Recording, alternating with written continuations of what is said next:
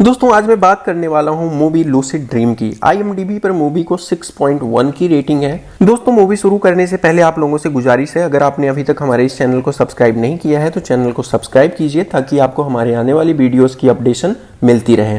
दोस्तों lucid dream movie के मुख्य कलाकार हैं डायहो, जो कि एक जर्नलिस्ट हैं। फिल्म के दूसरे कलाकार के रूप में डायहो का बेटा मिनवू और तीसरे मुख्य कलाकार एक पुलिस ऑफिसर। दरअसल लूसिड ड्रीम मूवी एक पत्रकार पिता के बारे में है जिसका एक 6 साल का प्यारा सा बच्चा है। क्योंकि पत्रकार डैनहो एक अकेला फादर है तो वो अपने बच्चे की देखभाल के लिए एक केयर टेकर रखता है। डैनहो अपने काम के प्रति बहुत ईमानदार है और वो अपने काम से बहुत प्यार करता है, पर वो इन सब से ज्यादा अपने बेटे मिनवू को प्यार करता है। इस बात का पता हमें तब चलता है जब एक दिन डैनहो काम से वापस घर आता है, तब वो देखता है कि मिनवू के हाथ में एक हल्की सी खरोच है और वो ये देखने के बाद अपना आपा खो देता है और केयर टेकर पर बहुत गुस्सा करता है। वो उसे कहता है कि वो अपने बेटे को बहुत प्यार करता है और आगे से ऐसा नहीं होना चाहिए। वो पोलाइटली उसे समझाता है और कहता है कि कभी भी उसके बेटे मिनवू के शरीर से एक बूंद भी खून नहीं निकलना चाहिए। दोस्तों इसके पीछे क्या है ये हमें आगे पता चलेगा।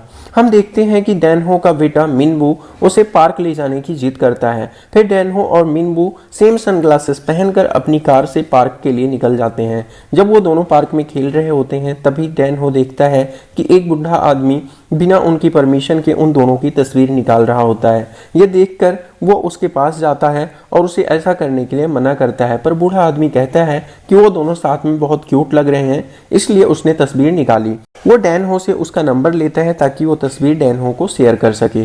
दोस्तों अगले सीन में मिनवू हॉर्स वाले झूले पर बैठने की जिद करता है, इसलिए डैनहो उसे घोड़े पर बैठा देता है, पर झूला जैसे ही अपना चक्कर पूरा करता है तब तक मिनवू गायब हो चुका होता है। डैनहो घबराकर आगे बढ़ता है, अचानक उसके पैर में कुछ चुभता है और फिर सारी चीजें धुंधली हो जाती हैं और डैनहो गिरने ही वाला होता है कि कोई उसे संभालता है। डैनहो को धुंधलेपन में दिखाई देता है कि उसके बेटे को कोई ले जा रहा होता है, पर ऐसा कौन करता है उसे कुछ समझ नहीं आता। दोस्तों डैनहो एक ईमानदार पत्रकार है, उसने अभी तक बहुत से बड़े बड़े लोगों को एक्सपोज किया है, उसके बहुत सारे दुश्मन हैं। उसे समझ नहीं आता कि ऐसा उसके साथ किसने किया है। वो हर उस आदमी के पास जाता है जिसे कभी भी उसने एक्सपोज किया है, पर उसे कुछ भी हाथ नहीं लगता। और अब 3 साल बीत चुके होते हैं। डैनहो बहुत हताश हो चुका है। हम देखते हैं वो पुलिस स्टेशन जाता है और वहां पर बहुत गुस्सा करता है क्योंकि पुलिस वाले 3 साल में उसके बच्चे का पता नहीं लगा पाए हैं। पुलिस ऑफिसर डैनहो को समझाता है और फिर उससे आराम से बात करने को कहता है। डैनहो कहता है कि उसने जिन्हें एक्सपोज किया है यह काम उन्हीं लोगों का हो सकता है क्योंकि इन 3 सालों में उसके बेटे के बदले पैसे के लिए कभी भी कोई भी कॉल नहीं आई है। डैनहो ऑफिसर से उसके बच्चे को ढूंढने के लिए रिक्वेस्ट करता है और वापस घर आता है। हम देखते हैं डैनहो इंटरनेट पर छोटे बच्चों को किडनैपिंग के बारे में सर्च करता है। वो जानना चाहता है कि ऐसे मामलों में कितनी बार किडनैपर्स पकड़े गए हैं और उनके लिए क्या तरीका अपनाया गया है। और तभी उसे एक लूसिड ड्रीम नाम की टेक्नोलॉजी का पता चलता है जिससे किडनैपर को पकड़ा जा सकता है, पर यह टेक्नोलॉजी अभी तक कोरिया में यूज नहीं हुई है। दरअसल लूसिड ड्रीम हमारे सपनों में से एक है। दरअसल जब सपना देखते हुए सपने में ही हमें एहसास हो जाए कि ये सपना जब सपना देखते हुए हमें सपने में ही एहसास हो जाए कि ये एक सपना है, तब उस ड्रीम को लूसिड ड्रीम कहते हैं। दूसरे देश के एक डॉक्टर ने इसी ड्रीम पर बेस्ड एक तकनीकी बनाई है जिसके जरिए हम पुरानी हुई घटनाओं में जाकर बार बार उसे जी सकते हैं और वहां घटी घटनाओं का पता लगा सकते हैं। इस तरीके से उस देश में कई सारे किडनैपर्स पकड़े जा चुके हैं। हालांकि डैनहो उस टाइम किडनैपिंग स्पॉट पर अवेलेबल था, इसलिए ये तकनीक उसके काम आ सकती है। वो इंटरनेट पर उस डॉक्टर का नंबर सर्च करता है और वो उसे कांटेक्ट करता है। वो डैनहो की स्कूल फ्रेंड निकलती है। वो डैनहो को उसका प्रयोग करने को मना करती है क्योंकि उसका कहना है कि इसके साइड इफेक्ट्स अभी तक क्लियर नहीं है, इसमें उसकी जान का भी खतरा है। पर डैनहो उससे कहता है कि वो अपने बेटे के लिए कुछ भी करने को तैयार है क्योंकि वो अपने बेटे के बिना नहीं जी सकता। फिर डॉक्टर मान जाती है और वो उसे ड्रीम में भेजने के पहले उसे कुछ इंस्ट्रक्शन देती है। वो इंस्ट्रक्शंस इस तरह होते हैं। वो ड्रीम सिर्फ 10 मिनट रह सकता है, अगर वो उससे ज़्यादा ड्रीम में रुका तो उसकी जान जा सकती है। दूसरा, वहाँ पर उसके घड़ी की सेकंड की सुई काम नहीं करेगी। ड्रीम में उसे ये नहीं पता चलेगा कि ये सपना है। फिर वो उसे बाहर निकलने के लिए एक डिवाइस देती है और फिर उसे इंजेक्शन लगाकर बेहोश कर देती है। आगे हम देखते हैं कि डैनहो उसी दिन की मेमोरी में पहुंच जाता है जिस दिन उसके बेटे का किडनैप हुआ था।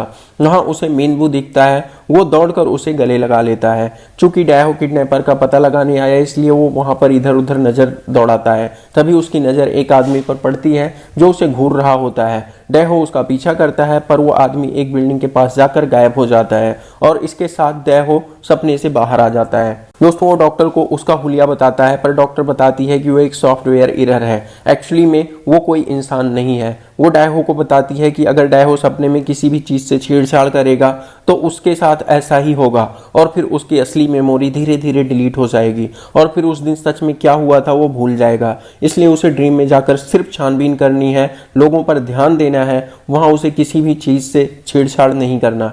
डैहो एक बार फिर से मेमोरी में जाता है तो इस बार उसके साथ वही घटना होती है जो किडनैपिंग के वक्त हुई थी। अचानक उसे फिर से वही चीज चुभती है और वो बेहोश होकर गिर रहा होता है कि तभी कोई उसे संभालता है। पर बीच में वो उस किडनैपर पर भी ध्यान देता है और उसे उस किडनैपर के हाथ पर एक ड्रैगन का टैटू नजर आता है। इस बार जब डैहो ड्रीम से बाहर आता है तब वो सीधा पुलिस ऑफिसर के पास जाता है और उसे ये लूसिड ड्रीम वाली बात बताता है। पर पुलिस ऑफिसर को यकीन नहीं होता क्योंकि अभी तक कोरिया में कभी भी ऐसा नहीं हुआ था। लेकिन जब पुलिस ऑफिसर भी उस डिवाइस को यूज करता है तब उसे यकीन होता है और वो डैहो के साथ उसके बेटे को खोजने में लग जाता है। डैहो उस ऑफिसर को उस दिन की सारी घटनाएं बताता है। उसे याद आता है कि उस दिन जो चीज उसे बेहोश करने के लिए चुभाई गई थी उस पर कोई भी फिंगरप्रिंट्स नहीं मिला था, तो पॉसिबल है कि चुभाने वाले ने ग्लव्स पहने हुए थे। फिर डैहो एक बार फिर से लूसिड ड्रीम में जाता है और वहां उस ग्लव्स वाले आदमी को ढूंढता है। डैहो देखता है कि बेहोशी की हालत में जिस आदमी ने उसे संभाला था उसी के हाथ में ग्लव्स होता है, यानी कि इसी आदमी ने डैहो को डॉट्स चुभाए थे। अब डैहो उसका और ड्रैगन का स्केच बनाता है और फिर ऑफिसर के साथ उसकी तलाश में लग जाते हैं। और उस दिन डैहो को रात हो जाती है इसलिए डैहो वहीं पुलिस स्टेशन में सो जाता है। दोस्तों जब डैहो की आंख खुलती है तब उसे उस टेबल पर पुलिस ऑफिसर की उसकी बेटी के साथ एक फोटो होती है। पुलिस ऑफिसर उसे बताता है कि वो अपनी बेटी को बहुत प्यार करता है और उसकी तरह उसकी बेटी की भी कोई मां नहीं है। पुलिस ऑफिसर की बेटी को जन्म से ही हार्ट की प्रॉब्लम है और वो इस टाइम हॉस्पिटलाइज है। वो बताता है कि उसकी बच्ची ज़्यादा दिन तक जीवित नहीं रह सकती और इसलिए वो डैहो की तकलीफ समझता है। वो जानता है कि अपने बच्चे से दूर होने की तकलीफ क्या है। और दोस्तों अब तक डैहो और ऑफिसर अच्छे दोस्त बन जाते हैं। अगले दिन हम देखते हैं जब डैहो एक क्रिमिनल बॉस के पास जाता है। दरअसल डैहो ने बॉस को एक झूठे केस से बचाया था जिसकी वजह से बॉस डैहो का एहसानमंद है। डैहो उसे ग्लव्स वाले आदमी की तस्वीर दिखाता है और उसका पता लगाने के लिए बोलता है। और जब डैहो बॉस के यहाँ से निकलता है तब डैहो को लगता है कि कोई गाड़ी में उसका पीछा कर रहा है, पर डैहो को समझ नहीं आता कि ऐसा कौन कर सकता है। घर आकर डैहो अपने इन्वेस्टिगेशन बोर्ड को एक बार फिर से देखता है। तभी उसकी नज़र उस फोटो पर पड़ती है जो फोटो उस बूढ़े आदमी ने खींची थी। उस फोटो में डैहो को वो ड्रैगन वाला आदमी दिख जाता है पर उस आदमी का चेहरा उसे साफ नहीं दिखाई देता क्योंकि उसने कैप लगाई होती है, पर उसे उसके दिखने का अंदाजा हो जाता है। डैहो एक बार फिर से लूसिड ड्रीम में जाता है और वो वहां पर उस टैटू वाले आदमी को ढूंढता है। वो उस आदमी को पकड़ना चाहता है पर तभी उसे डॉक्टर के इंस्ट्रक्शन याद आ जाते हैं और वो ऐसा नहीं करता। डैहो देखता है कि टैटू वाला आदमी एक कॉफी शॉप पर कॉफी पीने जाता है। फिर जब डैहो ड्रीम से बाहर आता है तब वो सीधा उस कॉफी शॉप वाले के पास जाता है और उसे सारी बात बताता है और उस कॉफी शॉप वाले को लूसिड ड्रीम में जाकर उसका चेहरा पहचानने को बोलता है। पर कॉफी शॉप वाला उसका चेहरा ठीक से नहीं देख पाता क्योंकि उसने कैप लगाई होती है। पर दोस्तों किडनैपर ने पेमेंट कार्ड से की होती है जिससे पुलिस उस किडनैपर का पता लगा लेती है। दरअसल वो एक छोटा मोटा क्रिमिनल है। वो पहले भी कई बार अरेस्ट हो चुका है। उन्हें लगता है कि अब ये पहली सुलझ गई है, पर तभी उन्हें पता चलता है कि 2 साल पहले किडनैपर का कार एक्सीडेंट हुआ था और वो पिछले 2 साल से कोमा में है। दोस्तों तभी डैहो को बॉस मिलने आता है। वो उसे उस ग्लव्स वाले आदमी की पहचान बताता है और बताता है कि अगले 30 मिनट में वो आर्किड से जापान के लिए निकल जाएगा। इसके बाद डैहो फौरन एयरपोर्ट के लिए निकल जाता है और वो पुलिस ऑफिसर को भी सूचित कर देता है। डैहो और पुलिस ऑफिसर मिलकर उस आदमी को एयरपोर्ट पर पकड़ लेते हैं, जहां उन्हें पता चलता है कि ये आदमी सिर्फ किडनैपिंग में शामिल था, पर उसके बाद से वो कभी उसके बेटे से नहीं मिला। वो कहता है कि उसके बेटे को मार दिया गया है। ये सुनकर डैहो टूट जाता है और रोने लगता है, पर तभी डैहो संभल जाता है और वो कहता है कि जब तक वो अपने बेटे की डेड बॉडी नहीं देख लेता तब तक वो उसकी बात पर यकीन नहीं कर सकता। अगले दिन ग्लव्स वाले आदमी ने जेल में सुसाइड कर लिया होता है और वहां से हम डैहो का पीछा करने वाले आदमी को निकलते देखते हैं। पुलिस ऑफिसर जब उसकी सुसाइड का पता लगाने की कोशिश करते हैं तब उन्हें पता चलता है कि उनका सीसीटीवी किसी ने हैक कर लिया होता है और अब उन्हें कुछ समझ नहीं आता कि क्या चल रहा है। पर अब पुलिस ऑफिसर को भी लगता है कि मिनबू जिंदा है। डेहो एक बार फिर डॉक्टर से मिलने जाता है और तभी उसे वहां एक बिजनेसमैन दिखता है जो डॉक्टर से मिलने आया होता है।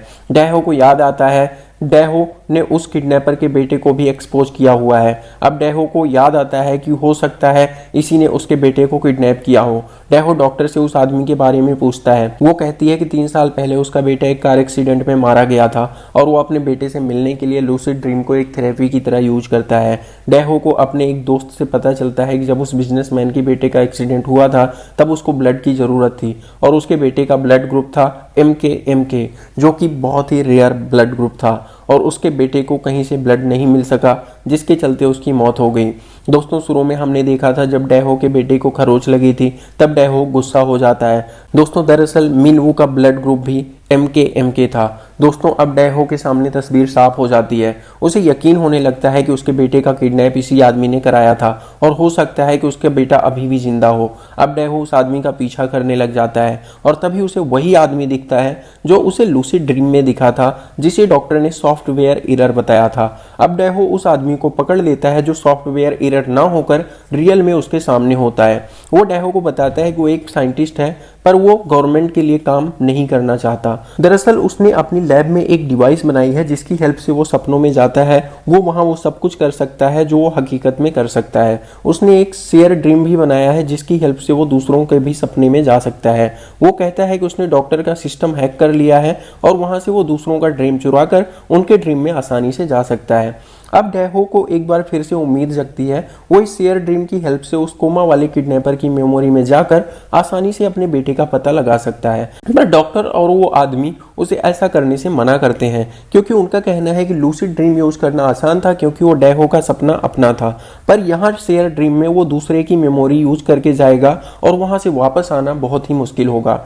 डॉक्टर का कहना है कि डेहो जिस किडनैपर के ड्रीम में जाने की बात कर रहा है वो कभी भी मर सकता है। ऐसे में डेहो अपनी जान गंवा सकता है और अगर डेहो बच भी जाता है तब संभव है कि वो कोमा में चला जाएगा, पर डेहो अपने बेटे के लिए कुछ भी करने को तैयार है। आगे हम देखते हैं कि साइंटिस्ट उस किडनैपर के ब्रेन से उसकी मेमोरी लेकर शेयर ड्रीम डिवाइस के जरिए डेहो को उसकी मेमोरी में भेज देता है। सपने में हम देखते हैं कि किडनैपर अपनी गर्लफ्रेंड के साथ एक बीच पर खड़ा होता है। डेहो शॉक्ड हो जाता है क्योंकि उस किडनैपर की गर्लफ्रेंड उसके बेटे की केयरटेकर होती है, यानी कि उसके बेटे की किडनैपिंग की प्लानिंग बहुत पहले से की गई थी। वो ये बात सोचकर शॉक्ड रह जाता है। वो ये बात सोच ही रहा होता है कि तभी समय बदल जाता है और वो 2 साल पहले कार एक्सीडेंट वाली जगह पर पहुंच जाता है और देखता है जब उसकी कार नीचे गिरी थी तभी उसे ऊपर से कोई देख रहा होता है। वो जल्दी से ऊपर जाता है पर वो आदमी वहां से निकल गया होता है, पर डेहो उसकी गाड़ी का नंबर नोट कर लेता है और तभी फिर से समय बदल जाता है और वो किडनैपिंग वाले दिन से 1 दिन पहले पहुंच जाता है। इस बार वो एक गोदाम में पहुंचता है जहां वो दोनों किडनैपर को साथ देखता है, एक ग्लव्स वाला और एक कोमा वाला। कोमा वाला उसे ये किडनैपिंग करने से मना करता है क्योंकि वो कहता है कि इसमें मिनवू की जान जा सकती है, पर ग्लव्स वाला आदमी उसे गन दिखाकर धमकाता है और कहता है कि ये उन्हें करना ही पड़ेगा। डेहो देखता है कि उनके पास एक लिस्ट होती है जिसे वो टेबल पर रखकर बाहर निकल जाते हैं। तभी डेहो टेबल के पास जाकर वो लिस्ट देखता है और अचानक पीछे से वो किडनैपर्स वापस आ जाते हैं। डेहो डिवाइस की बटन दबाता है ताकि वो वापस बाहर आ सके, पर ऐसा वो नहीं कर पाता। ऐसी सिचुएशन में वो साइंटिस्ट अंदर आता है और डेहो को इस ड्रीम से बाहर लेके निकल जाता है। अब उन्हें उस लिस्ट से पता चलता है कि लिस्ट में जितने नाम हैं उन सब में एक चीज कॉमन है जो है उनका ब्लड ग्रुप।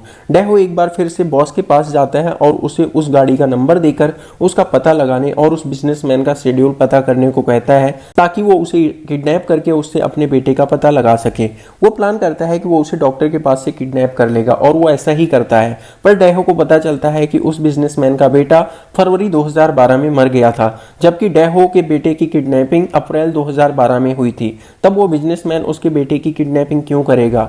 अब वो एक बार उस लिस्ट को फिर से देखते हैं। उन्हें पता चलता है कि पूरे साउथ कोरिया में 19 लोग MK ब्लड ग्रुप के हैं और उनमें से एक मर चुका है। अब बिजनेसमैन कहता है कि अगर तुम्हें अपने बेटे का पता लगाना है तो पहले तुम्हें इन 18 लोगों के बारे में पता लगाना होगा कि इसमें से किसी को बीमारी तो नहीं है या किसी को ब्लड ग्रुप या किसी को किसी ऑर्गन की जरूरत तो नहीं है। अगर ऐसा है तब संभव है कि उसी ने किडनैपिंग की होगी।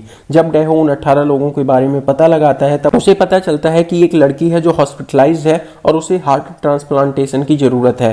डेहो फौरन उस लड़की से मिलने हॉस्पिटल आता है और वहां पहुंचकर डेहो शॉक्ड हो जाता है क्योंकि वो लड़की पुलिस ऑफिसर की बेटी होती है, यानी कि ये किडनैपिंग उस पुलिस ऑफिसर ने अपनी बेटी को बचाने के लिए की होती है। अब डेहो को सच का पता चल गया होता है। डेहो जैसे ही बाहर निकलकर अपनी गाड़ी में बैठता है तभी पुलिस ऑफिसर उसे किडनैप कर लेता है और उसके हाथ पैर बांध देता है। पुलिस ऑफिसर उसे बताता है कि किडनैपिंग उसी ने कराई थी, पर अभी उसका बेटा जिंदा है जिसे उस कोमा वाले किडनैपर ने कहीं छुपा दिया है। चूंकि अब उसे शेयर ड्रीम के बारे में पता चल गया है, इसलिए अब वो उसके बेटे का पता लगाकर अपनी बेटी को बचा लेगा। दोस्तों इधर बॉस को भी उस गाड़ी के बारे में पता चल जाता है जो शेयर ड्रीम में थी। वो गाड़ी उस पुलिस ऑफिसर की थी। बॉस डेहो की हेल्प करना चाहता है ताकि वो उस पुलिस ऑफिसर को पकड़ सकें। इधर पुलिस ऑफिसर ने डेहो को बांधकर पानी में फेंक दिया, पर बॉस डेहो के नंबर ट्रेस करके वहां पहुंच जाता है और डेहो को बचा लेता है। डेहो तुरंत डॉक्टर को कॉल करता है जहां उसे पता चलता है कि पुलिस ऑफिसर उस साइंटिस्ट को लेकर गया है। यही नहीं, यानी कि अगर डेहो को अपने बेटे को बचाना है तब उसे उस कोमा वाले किडनैपर की मेमोरी में पुलिस ऑफिसर से पहले जाना होगा। वो डॉक्टर से बोलता है कि उसे शेयर ड्रीम डिवाइस में भेज दे।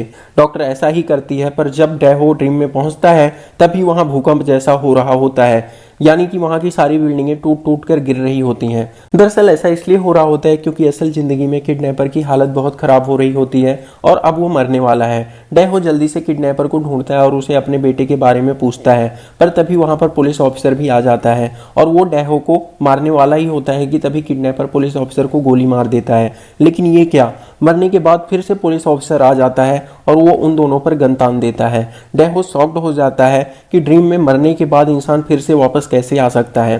तो दोस्तों दरअसल जिस ऑफिसर को उसने मारा था वो उस किडनैपर की मेमोरी का ऑफिसर था और मारने के बाद जो ऑफिसर आया वो शेयर ड्रीम में आया हुआ ऑफिसर था। दोस्तों अब वहां पर डेहो और पुलिस ऑफिसर मिनबो को ढूंढना शुरू कर देते हैं। वो किडनैपर मरने वाला होता है कि तभी वो डेहो को एक चर्च की तस्वीर देता है और बताता है कि उसका बेटा वहां पर सुरक्षित है।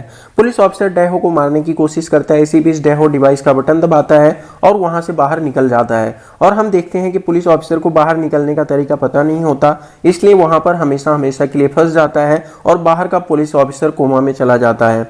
और दोस्तों अगले सीन में हम देखते हैं डेहो उस चर्च का पता लगा लेता है और वहां उसे उसका बेटा मिल जाता है और वो दोनों गले लग जाते हैं। दोस्तों इसी के साथ फिल्म समाप्त हो जाती है।